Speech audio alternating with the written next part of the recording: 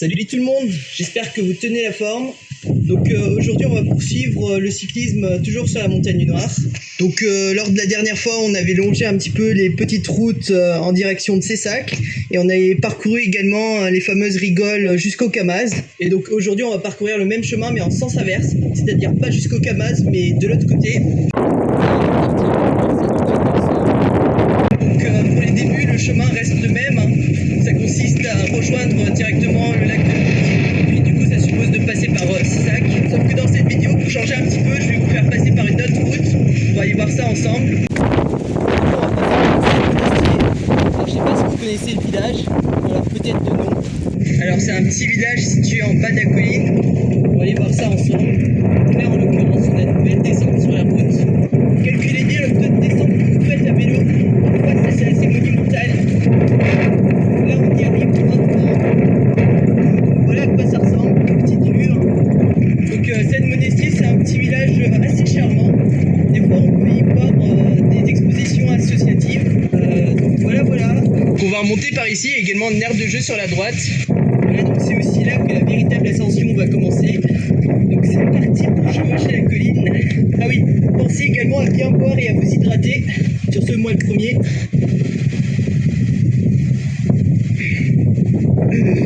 Donc on poursuit l'ascension en ligne droite, toujours sur la même route. Ok, donc là on commence à se rapprocher de Cessac, désormais sur la D103, la même route que lors des deux vidéos précédentes. Donc juste encore quelques kilomètres. Donc on arrive à Cessac, vous allez voir la petite vue panoramique de face. Donc Cessac c'est une petite ville située en hauteur sur une colline, ce qui fait qu'on a une magnifique vue panoramique. Ici est en petite vue sur Cessac, la montagne noire au fond, et donc sans oublier le fameux château de Cessac, d'origine de l'époque médiévale. Également ouvert à la visite ce dernier, en fonction des jours de la semaine. Donc on trouve cet endroit parfait pour prendre une petite pause et un petit peu admirer les vues. On a repris, donc désormais direction le lac, avec toujours aussi cette magnifique vue panoramique externe. Du coup on quitte Cessac, désormais direction le lac. En outre ça monte toujours aussi fort, c'est signe qu'il ne faut pas baisser les bras. Ceci étant, on commence à entrer dans la partie forestière de la montagne noire, d'où la présence de chemins qui bordent la gauche et la droite, parce qu'il y a pas mal de chemins dans cette partie de la montagne noire. Donc on peut apercevoir ici en face la fameuse rigole avec ses berges, elles alimentent en eau le canal du Midi, parce que d'origine le canal du Midi est alimenté par la prise d'eau de l'Alzot, mais vous inquiétez pas, on va aller voir ça dans un instant. Donc un petit peu après il y a des petites descentes. C'est vrai que parfois ça peut être bénéfique d'équilibrer un petit peu. Donc sur ce, petite partie ouverte sur la forêt, avec ses paysages. On arrive tout doucement sur nos pas. Pour ceux qui viennent de voiture, il y a également un parking disposé juste sur la gauche. Donc là on arrive sur les lieux, juste en face. Donc petite vue du lac, juste en face. Et donc avec le barrage sur la gauche. Donc le lac de l'Empie, c'est un lac de retenue d'eau qui a été construit à l'époque de Louis XIV dans la montagne noire. Donc sur ce, il y a possibilité de faire le tour du bassin à pied dans cet ordre. Donc nous aujourd'hui on va descendre en bas comme on a fait précédemment. Donc c'est parti, initialement comme la dernière fois. Donc en fait il faut descendre sur le premier chemin, vers la droite. Puis après on va se mettre à suivre un petit tuyau rempli d'eau. C'est pas immense, mais ça ressemble à ça. Et donc après on revient ici. Et donc de là ça va faire une petite intersection.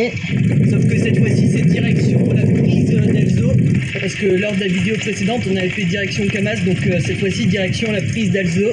Les paysages qui se ressemblent, c'est juste la direction qui est différente. Donc, par conséquent on va continuer à suivre ce chemin sur quelques kilomètres. Les paysages étant assez diversifiés et luxuriants.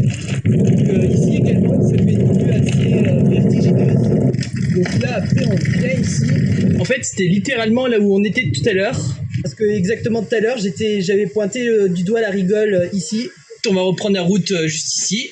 Donc c'est assez ouf comment les paysages défilent à la vitesse de la lumière. Donc direction la prise d'eau d'Alzot. Là on dirait au plus vite possible. Il y a même d'autres chemins situés en parallèle de la rigole. Le parcours il est assez impressionnant. Voilà, la route s'enchaîne assez tranquillement avec la magnificence des paysages. Parce que c'est vrai que depuis le début on fait du vélo en hauteur, ce qui fait que de l'autre côté on a une vue assez vertigineuse. Donc après on arrive ici, Donc c'est un espèce de petit barrage d'épuration avec des petits monuments historiques en face, c'est assez sympa. Il y a également le nettoyage des bactéries et également une régulation du niveau des eaux et du débit du courant. Ce qui va nous permettre de reprendre la route tranquillement. Sur ce, on prend les droites, comme ça. Là ici, c'est un peu et c'est sortir de forêt. Encore des intersections par-ci par-là. Donc là en l'occurrence on peut remonter ici. Il y a également possibilité de redescendre vers Cessac via cette petite route. Sauf que nous on baisse pas les bras, on va l'atteindre cette prise d'Alzo. Des paysages un peu plus variés cette fois-ci. C'est un peu la même chose que tout à l'heure, sauf que de l'autre côté c'est un peu plus embroussaillé. On peut voir un petit peu les roches calcaires sur le côté. Parce que depuis le début on traverse toute une vallée. Donc on arrive à la prise d'Alzo. Donc c'est un petit site historique assez mémorable. C'est des rigoles qui ont été creusées initialement sous Louis XIV.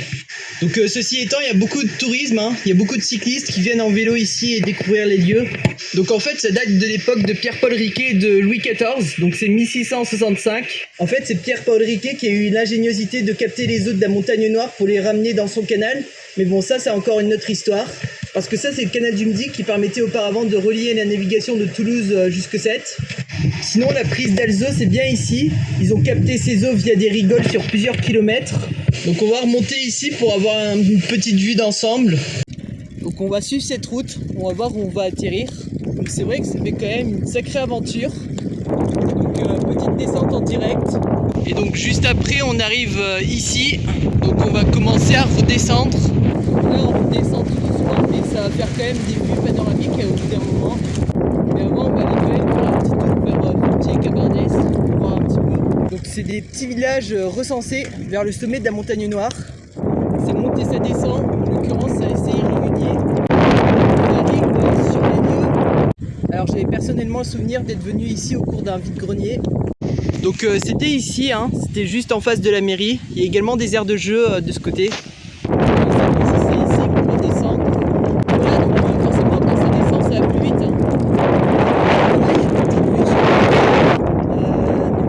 Voilà. Là en l'occurrence on arrive à Broussé-Villaret, encore un autre village. Donc voilà, petite vue du centre-ville. On dit que c'est le village du papier. Voilà, donc on va poursuivre la descente juste ici. Voilà, et là ça se fait bien descendre. La végétation elle est assez impressionnante. Beaucoup d'espèces comme des pins et d'autres choses. Donc ici en l'occurrence le gazon il est un petit peu plus sec. Pas trop loin de Carcassonne, encore que Montagne Noire et Pays-Canard ce sont deux choses différentes. Donc il y a également de magnifiques vues sur le Lauragais, droit devant. Encore que faut descendre pour y parvenir. Donc on a une petite vue sur la ville là-bas, ça c'est Pézins. Beaucoup de l'autre côté, si on tend bien l'œil, on peut même voir Carcassonne, située tout au fond de la colline. Donc c'est vrai que ça fait d'assez belles vues, on voit un petit peu les premiers contreforts Pyrénées. Donc petite vue sur le Lauragais, d'un côté Montréal, de l'autre Pézins. Et donc là-bas au bout, comme je disais, il y a une vue sur Carcassonne, mais il faut vraiment bien tendre l'œil pour voir. Donc là on commence à sortir de la Montagne Noire, donc c'est ce qu'on appelle le Cabardès. En fait c'est situé entre le pays Cathare et la Montagne Noire, donc c'est une espèce de petite contrée. Par exemple il y a Montignac-Cabardès, Fontier-Cabardès, là où on était tout à l'heure, et d'autres villages. Donc on arrive à Pézins. Peut-être qu'il y en a qui reconnaissent. Donc voilà, petite traversée dans le centre-ville. Alors il y a des travaux, ils sont en train d'insérer des tuyaux en dessous. On va redescendre ici, on va faire un petit tour près du canal. Voilà, donc petite traversée bucolique. Donc là jusqu'à Pézins, on a tout redescendu. Donc on va revenir vers l'ouest à travers le canal. Donc que voici. Donc en fait le canal du Midi dont je parlais, en fait c'est ça. C'est cette espèce d'étendue d'eau avec un chemin parallèle. Et donc ça fait l'objet d'une espèce de petite voie verte qui va dans deux directions différentes, comme vous pouvez voir là-bas aussi. Du coup on va terminer cette vidéo en longeant un peu le canal, histoire de permettre à certains de découvrir un petit peu. En fait, pour ceux qui savent pas, c'est un canal de navigation entre Toulouse et la mer Méditerranée. Autant ça peut couler d'une direction vers le cyclable et il y a pas mal d'écluses également. Ici on peut voir que le bateau il est en train de passer l'écluse. Ouais, donc le passage des écluses, ça c'est encore autre chose. Il y a également un restaurant sur la gauche, mais nous on va avancer un petit peu.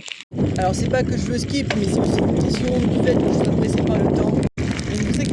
je vous ai fait des explications plus précises dans d'autres vidéos. Voilà, donc on arrive près de Ville-Séclante. Il y a également l'Alpe fluviale et le lavoir en face. Voilà, donc sur ce, on poursuit la route, hein. On n'a pas trop de prendre la tête. Sinon, en fait, pour ceux qui s'en rappellent, donc en fait, on passe par le même endroit du canal du Midi qu'on avait fait lors des vidéos précédentes. C'est qu'on était allé du Bram jusqu'à Carcassonne. Donc on passe ici en fait, tout moins. Ouais, parce qu'en l'occurrence, dans cette vidéo, on était parti assez loin vers l'est, c'est-à-dire près de Lacon et de Frontier-Cabardès. Et à un moment, avant de redescendre vers Pézins, en fait, on avait fait ça et on a été vers l'est. Et après, on est redescendu tout en bas jusqu'à arriver ici en fait, enfin ici, jusqu'à arriver à Pézins.